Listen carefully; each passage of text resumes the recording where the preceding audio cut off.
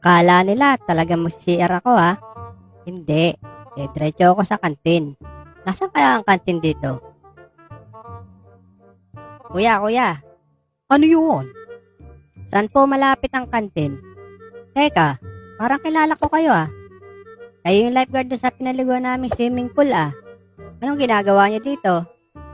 Oo, ako nga yun. Alam mo namang masipag ako, kaya marami akong trabaho. Kantin? Hindi ko alam bata.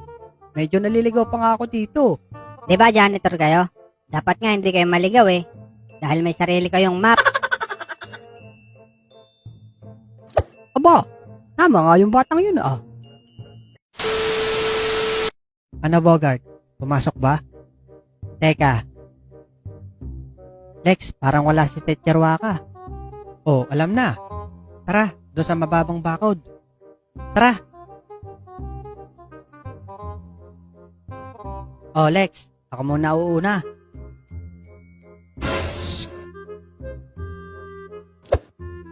Lex, hawakan mo muna bag ko. Mabigat. Lex, sabing hawakan. Naku, patay. Asa na si Alex?